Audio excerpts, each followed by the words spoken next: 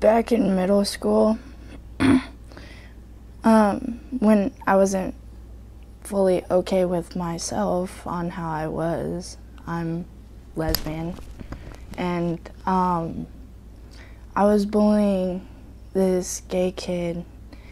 He was the only one who was openly gay, and I bullied him for 3 years, harassing him, calling him names, throwing him in dumpsters.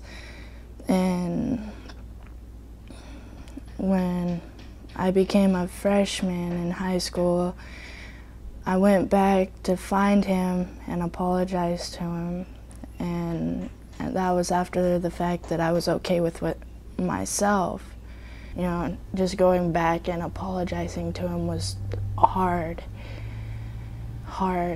and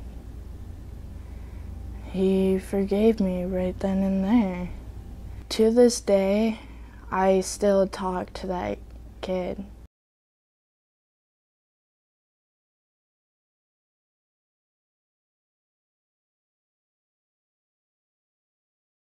When I was in 5th or 6th grade, a girl grabbed me in the hallway and threw me up against the lockers.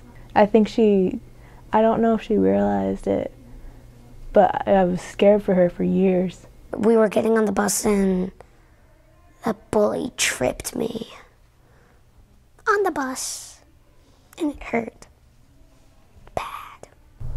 I had a skateboard one time, right? And some kids wanted it, and I told them it was mine, and they came and just took it from me. I was bullied in the 5th grade by this kid. He liked my backpack because he's Superman, I guess, and he pinned me against the wall and took it from me.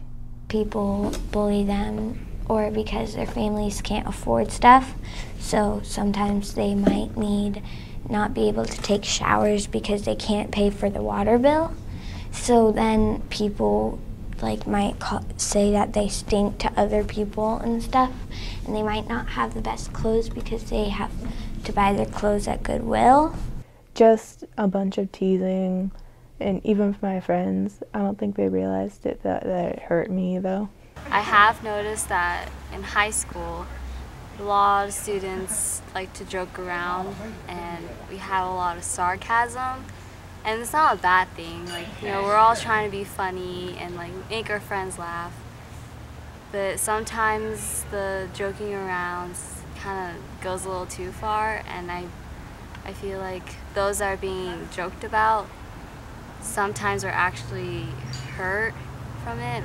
And it's hard to differentiate the difference between bullying and just joking with your friends. Well, there's a lot of people who will tease you, and sometimes they could be kidding, but then other times they won't be kidding. At our school, there's not really a lot of bullying going on, the kind that you see in movies that people push each other around or do physical things to each other. But there's definitely a lot of verbal and online bullying that goes on. I've been cyberbullied myself, and it's just not one of those things that you want to be caught in, I guess. I think it's easier for people to bully others online because they're hiding behind their computer.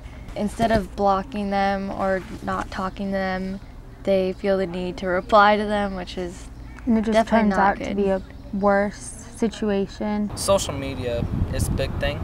Oh, I should, this guy doesn't like this person on Facebook. I should go and beat that kid up for no apparent reason. And people don't realize that whatever you put on the internet is going to stay there forever, even if you try to delete it. We've had cases in our school where coaches find out stuff from Facebook and the players get in trouble or they get suspended off the team. I was in the 3rd grade, and a kid brought a knife to school, and he told us if we told, he's gonna kill us in our sleep.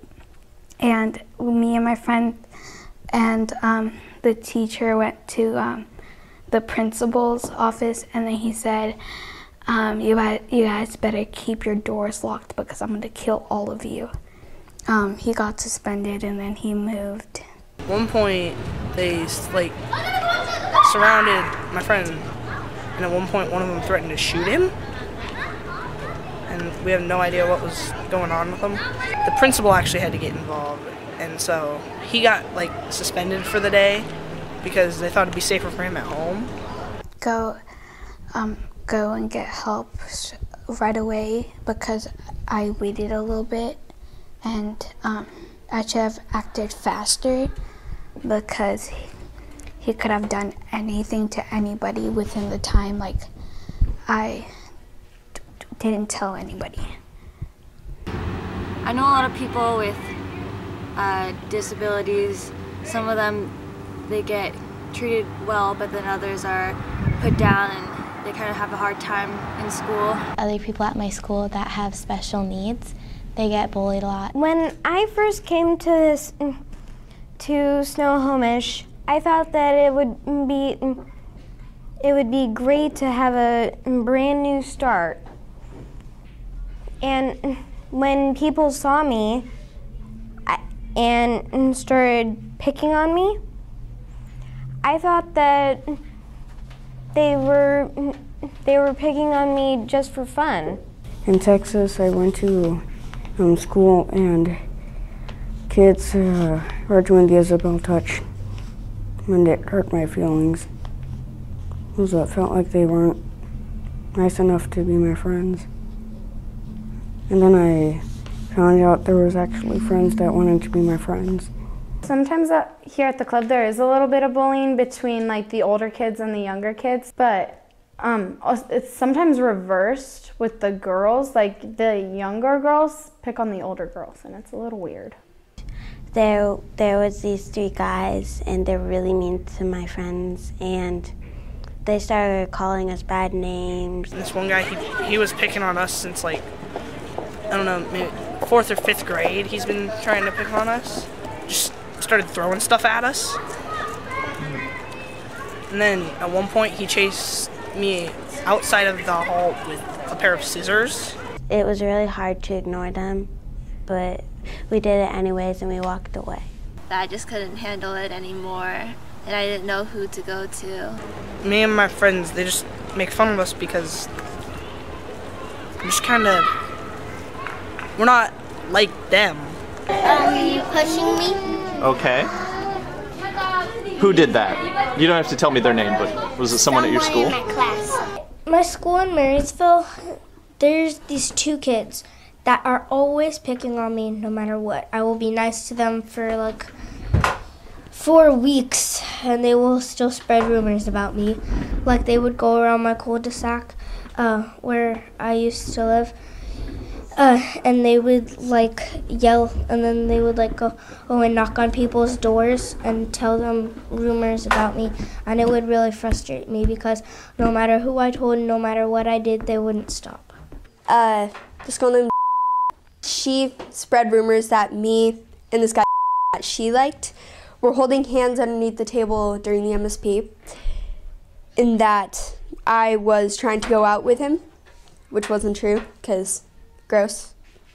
I was in Granite Falls Middle School, and this boy has asked me out, and I told him no, and he started making rumors about me, saying mean things about me and what my clothes are like and who I hang out with, and I got really mad and I moved. There were these a whole bunch of girls, and they were spreading rumors about me, and so I went to my school's counselor and we figured that out. We solved that for like a day or 2, and then they started it back up again, and the rumors like never stopped. I wanted to sit at the lunch table with everyone, but everyone pushed their chairs like all the way together so that I couldn't fit my chair in, and I actually had to like sit alone with like 2 other people that I didn't even know. Most of my life, 6th grade especially, almost left school because constant psychological, you can say, mostly psychological abuse? Oh yeah, I've been called everything under the sun. It used to bother me a lot, but I've come to realize that usually the people saying it have issues with themselves too, so I just don't let it get to me. In 7th grade, I had a lot of situations with girls who basically putting people down was their only way to feel good about themselves. It actually sent me into a state of depression for a long time. And with girls, it's very diabolical, and there's a lot of things that like aren't said, and they're just kind of assumed. And so you think, well, if I get these pants like my friends have, then I must fit in with them. Or if I can be this size, then everything must work for me. Or if this boy likes me, then things will be okay. And later in life, you look back and you think, why did I care? But at the time, there's so much pressure to be the same, and there's not a lot of encouragement in middle school to be different. I had some funny looking ears when I was a kid. They called me elf ears for a really long time. Chase really helps me get over it, and he's like, shut up, your ears are fine, you know. They pick on their insecurities and they don't know that they're insecure about that. And especially if it's like a really close friend, they don't want to express that they're actually hurt, because they're just be like, we're just joking around, you don't have to take it personally. And I told my mom, and she kind of just blew it off, saying, oh, it's just a normal teenage thing. And then a year later, I brought it up to her in tears because it kept happening. And she felt really bad because she knew this really hurt me, and all she did was kind of just throw it aside. I've never had someone bully me. That's really good.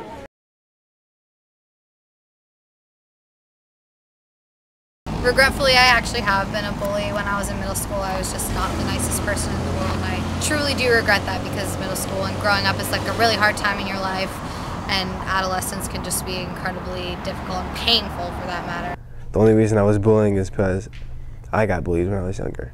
I wanted to do it just to see how the other bullies felt. It's like what people do to me. I just, like, it's just like when they do it to me, I do it back to them. Sometimes it was just because I was having a bad day or something and wanted to take it out on somebody. I really started watching myself to make sure I don't do that anymore, because I know what it feels like, and I don't want to put anybody through that. I can't really think of any specific times, but I know I have been before. When I was younger, like in elementary school, I was like always mean to people because I thought it was funny. At the time, it makes you feel really big. At the end of the day, if you actually have feelings, like most people, it makes you feel really bad. Like, you wouldn't want someone to treat you like that. Now that I'm older and like more mature about it, I know that bullying isn't the right thing to do, because it will upset anyone. 4th grade, I used to bully younger kids than me because I didn't like them, didn't feel good. And yeah, doing it for no reason is not right. I hate doing that. I mean, I feel like a different person, you know? I feel really bad for doing that now, and, you know, have to think about your actions and what you are going to do before you actually do them, because then it's going to affect you also. Didn't feel like me, like that wasn't my type of thing to do, so like stopped. I've actually like been a bully to somebody that I really didn't like in like 2nd grade, and now we're like best friends. I never. You're always nice to other people? That's really good.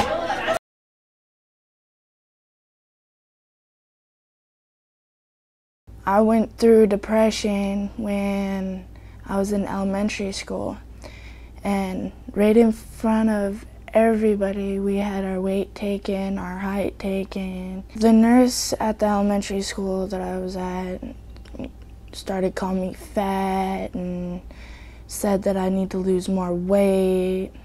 I stopped eating for weeks, and you know, I kept sitting outside for lunchtime, you know, and I never was in there with my class.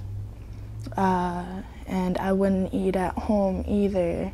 Eventually, as I was growing older, I was like, I don't need to be doing this, you know, just because somebody calls me fat, you know. But for a while, I got into some really bad habits, and that was getting me nowhere. And you can't really do much when it's your teacher, because then who are you going to report that to? A coach, this was at a soccer game, this coach, but he was yelling at his player saying, was that supposed to be a shot? Because it was really bad. And it just made me feel bad because he doesn't even know the kid really. And he's just like an adult, so why would you yell at a kid like that? Some teachers have bullied me. I had this one teacher when I was younger. I had her for 2 years, and she kind of bullied me because before I figured out I had a hand disorder called motor dysgraphia. I didn't get much done that year since she really always made me do curve stuff, so I didn't really learn much in those grade years. And then when she graded me at the end of the year, she always graded me bad, and my mom would have to go in and talk to her. Like each year I had her at her 2 years, it wasn't that much, but yeah, I started being helpful with more teachers after doing that because I didn't want to have another bad teacher like her. And my mom's boyfriend. It makes you feel really small, especially when it's an adult. Like, he acts like he's 14 and he's over 40. Like, I was having a bad day and like, I was crying, like everybody cries.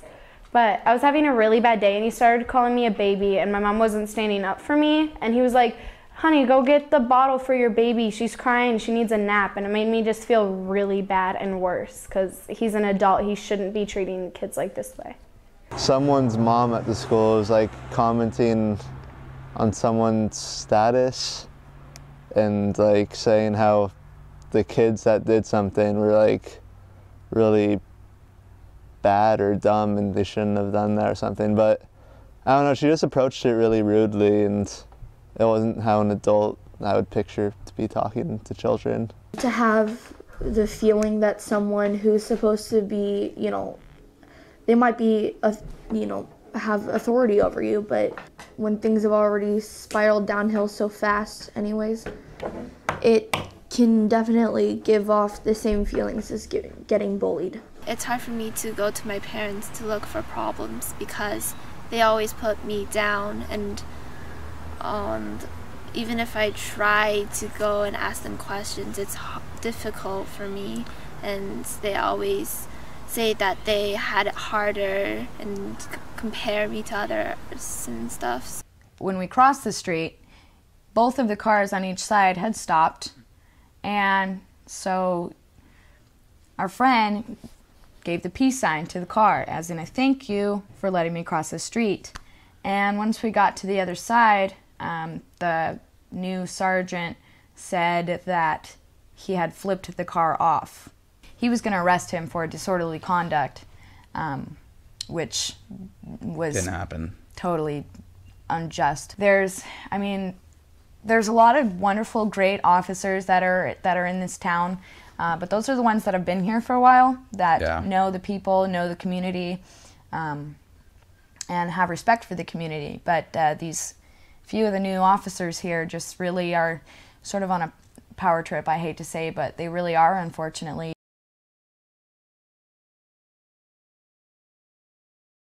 I have been bullied by who I am because of my color, and a lot of people make fun of me because I'm black, and yeah.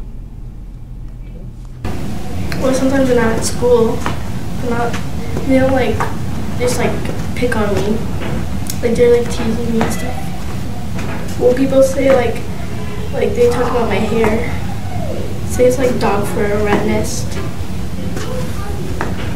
There's a lot of stereotypes, but I know that, like, I don't take it personally because I know it's just a joke and I laugh about it as well. And I don't get hurt from it, but I know that many others actually do take it personally, and you know, it hurts a lot for them. I think being Asian, like, people have the stereotype that like we're like super smart, they're perfect, like, and they're like they can do everything right without trying.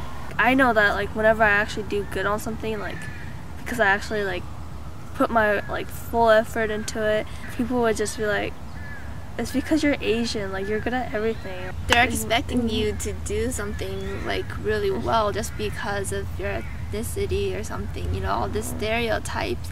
Some people are bi or gay or lesbian and they have a lot of support, and then others are criticized and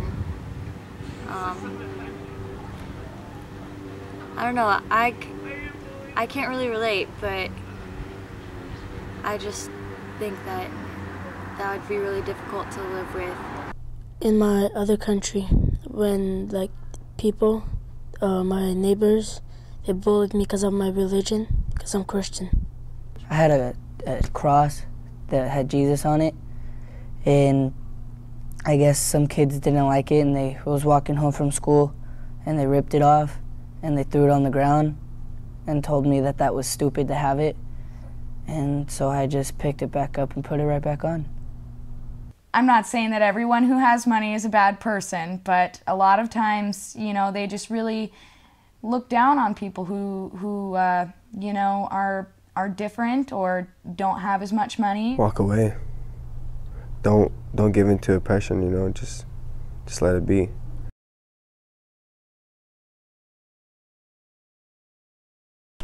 When people get bullied and stuff, like they do the wrong things, try to make themselves feel better, like they resort to drugs or alcohol. Nobody really thinks about what happens afterwards, and it's not cool. Bullying could lead to something really bad. Many people will start using drugs if they get bullied, or they might commit suicide.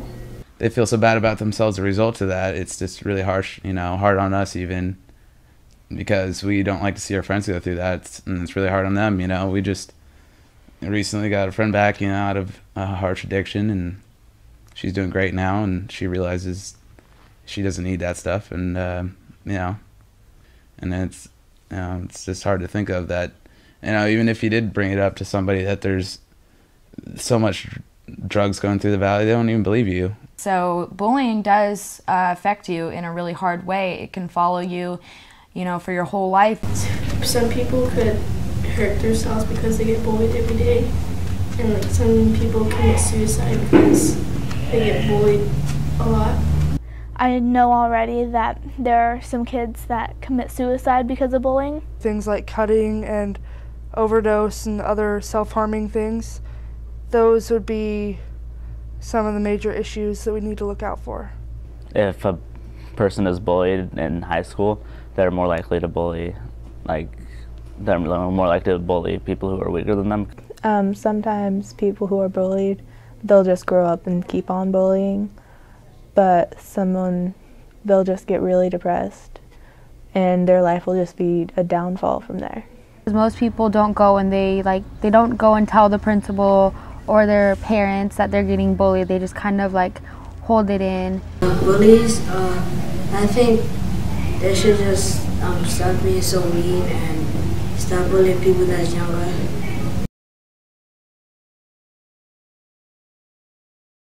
Like those little dinky things. Hi there, kids. We're going to talk to you about bullying. That doesn't work. I think bullying is a really big issue that's going to be hard to resolve and all, but we can take it little by little. It'll get better eventually. It's a lot easier to fit in, especially in high school, because people are trying to find them, people have found themselves. And in middle school, people aren't accepting because everyone's still trying to figure out what kind of person they are. So it's difficult for the students to come close to the counselors, but should try to make an effort and all. But maybe like the counselors can like come in during class like once a month to like say like kind of just like know like inform students that they're there for a reason and stuff. You always should be telling an adult about this stuff. You should always be talking to someone. They can help figure out the problem and be part of the solution. It's best that no matter what happens at first or who it's involved with, get an adult that you trust. That's what my counselor said, and she said that I have to tell the girls that were spreading rumors about me that they have to come in, and we talked about it and she solved it, and she said, well, no more spreading rumors. For a day or two they stopped, and then they started rumors back up again. Being mean to me, I just kind of like tell on them. Like if someone like pushes me, I just tell the teacher, or someone like pushes me or like hits me with a basketball. Although like people say, oh, like talk to a trusted adult, but the question is, what if you don't have a trusted adult? Sometimes at our school, the teachers kind of ignore what's going on sometimes. My principal, like, she's nice and all, but like sometimes she really just doesn't listen, and sometimes she takes care of the problem, but it doesn't really work and it makes it worse. And my principal's like, just ignore it and it'll be all right. And I'm like, seriously, it's not fine when you ignore somebody when they're really annoying you. Or like, what if you're afraid to tell your parents because you're afraid of hurting them and making them feel like as miserable as you are? And I always thought that I could go to my parents whenever I had a problem, but I can't. Don't feel sad about it. My mom said that a while ago she said that we were going to be moving to somewhere else and I should go to a different school because it would be better for me to get away from all that drama. Some people just want to be in charge. They don't mean to bully. Like they're naturally somebody who likes to take command and is in control.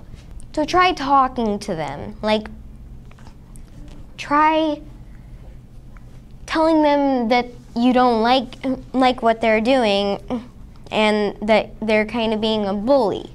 But there are some situations where you can't just, be like, hey, knock it off. And that's when you gotta go get help. I've had to help my friend in a deadly situation. I told her to go get help, and I was there with the aggressor, trying to get him to, it's like stalling for time, basically. And so I was, making it so I had more time and everything. And I got stabbed multiple times just for protecting somebody. You just need to accept people, like stop judging them like flash appearances. I think that's how most bullying starts, by judging a person by the way they look, dress, the color of their skin, the way they do their hair. I think that's why there's most bullying and cliques. The bullies were just trying to make me feel down so that they could feel better for themselves. When they know that you don't care if they don't care that they're bullying you, then they'll see that and then they'll stop. Turn the other cheek. Say if they took your shirt, take off your pants, give it to them. If they want it so bad, give it to them. I mean, bullying is always going to be there. We can take a lot of preventative efforts, and a lot of them will make a difference, but I think the best thing to do if you don't have a lot of control over it is just to be there for the person and let them know that they have somebody to talk to about it. If something is bothering you, then tell that person immediately. The thing that I think could prevent people from being bullied and being mistreated is respect. Teach them more about how to respect other people. I think a lot of bullying is started from ignorance. Because, most parents don't really tell their kids about bullying. They just tell them, like, oh, go outside, have fun, but they don't really know what's outside, If you walk around like the world isn't on your shoulders with your head held high and you're extremely confident and you anticipate the moment where people can figure out that they can't hurt you or anything, then people won't even try it. Kids should just think for once whether or not they're hurting this person. I know that no matter how hard it seems to get, we really can't give up hope, because if we do, there's going to be so many people who are going to fall because of it. I think if we keep trying, we can find a, not solution, but a help for this. Because I think that's not right for people to bully other people. Try resolving it by trying to find out why they're trying to pick on you. maybe it could be something at home. So if you kind of understood their background, then you could understand like how they act like that. Being a bystander, you still count as a bully, like even if you're not making those comments or you're not the one like hitting them or whatever. Yep, because otherwise you're not like helping the bully, but you're still just standing by, not telling an adult or telling the person to stop. It's actually really cool to, you know, be the person to stand up and be like, hey, that's not okay. I think you still count as a bully because you're not doing anything about it and you're just making the whole problem worse, you know? Words can hurt. They stay with you. But, you know, everybody's better than words, you know? You can't always be thinking about what they said. You gotta make it a good day for yourself. And I think that most people really don't know what love is, but I think you can show everything you feel. So when people are like, I like you or I love you, just do them a favor and show them that so no one has to worry about it.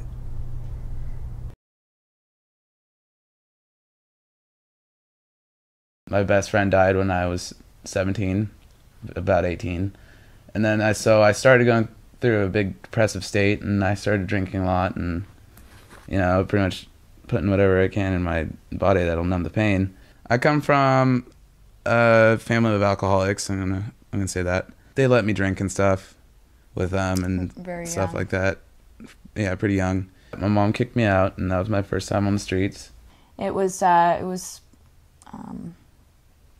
definitely a judgmental time for people upon us because, you know, we were really dirty. You know, we didn't get to shower very often, and wash your clothes.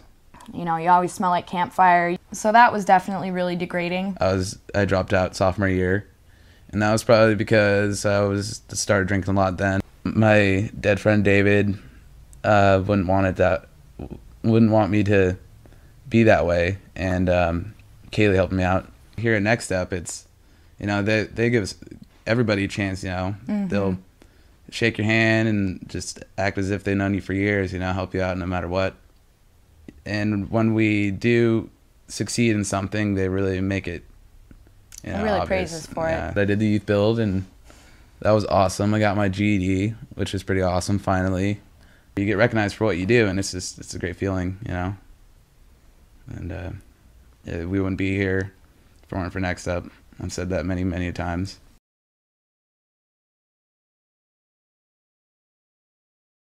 Living in a homeless shelter really isn't that bad. I mean, you get 3 meals a day for free. You have a place to sleep. You have a place to take showers, and you have a place to hang out. You meet new people, and you know, even if they don't stay for very long, you can create relationships and develop social skills right here at home. Unlike other shelters, this shelter actually has rooms and beds for you to sleep in. We're here not because we don't have money or something. A lot of us are here because of a bad situation or, you know, something went wrong. Not because we were living on the streets and they took us in. It has its up and downs because, like, it's down to, like, you have to get up super early in the morning to have breakfast. Like, some ups are that you get to meet a whole bunch of people and you get to, you know, have them as your friends, and you get to, like, understand what they're going through, you know, because you're in the same situation as them, and, you know, you can understand how they feel. You kind of help each other along through it until, you know, you get into transitional housing or you get your Section 8 voucher. There's lots of friends you could have. Like, because this is like a little mini neighborhood inside one big building. There's all sorts of programs and stuff that they run through here. Like, they have Little Red Schoolhouse for the younger kids, and we have learning hour and study hall and stuff like that. Everybody's always, you know, playful all the time, and everybody's always, like, trying to make everybody feel better, like, if they're sad. And it's just a really nice place to be. Living in a homeless shelter is definitely, it's like a stamp and a marker within itself. I mean, you can't have friends over and stuff like that. You can't, and it's really hard to talk to people about your life at home without feeling really embarrassed about it. you don't have to worry about being alone. You don't have to worry about being scared. Those of us who are going through what we're going through and living where we are, it doesn't make us any less good than you. I mean, we still have feelings, and I've been taunted about it by people, and I just got here, and it makes it that much harder. So you should just be careful about what you say.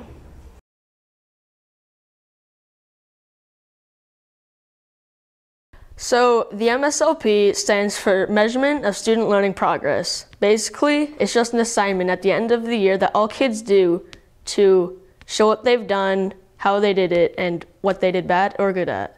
It's like the high school final portfolio that you do at the end of your senior year. You show it to a panel full of your parents and a teacher and community members. And then you show off what you did for that year, and kids can feel proud for what they did. I think it helps. I think more schools should do it. And hopefully they'll get some more community members too. Like, you know, get an astronaut or something. Just to come in, watch your MSLP, and they go, wow, that kid's cool.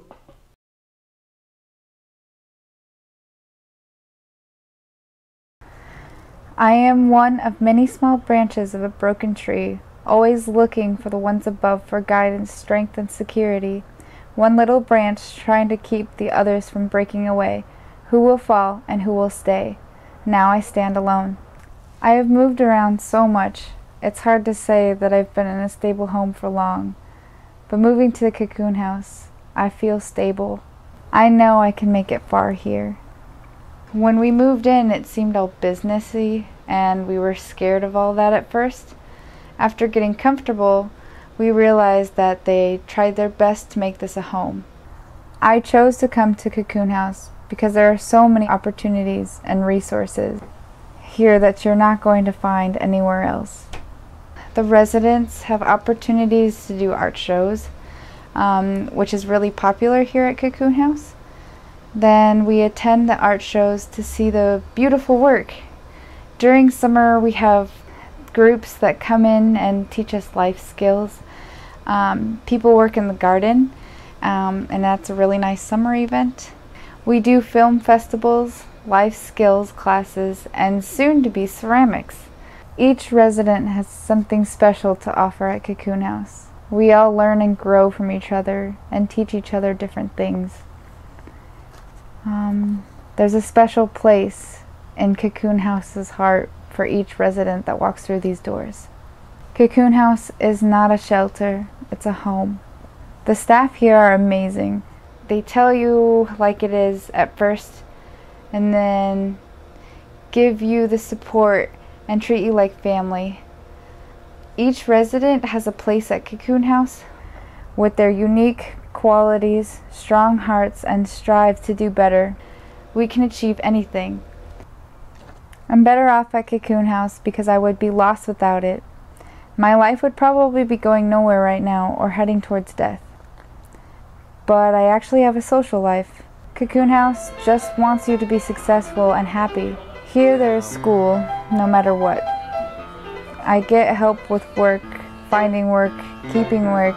If it helps to get me there, then I'm going to take it. My stay here at Cocoon House has been really rewarding and helped me get through a lot of things. I've gained everything when I had nothing. People need to put an imprint on someone's life that will change their life forever, and that's what Cocoon House does. I am one of many, but alone I will go and plant the new seeds where a beautiful tree will grow. I am the start of a new beginning. Now I stand unafraid. And that's the end of that one.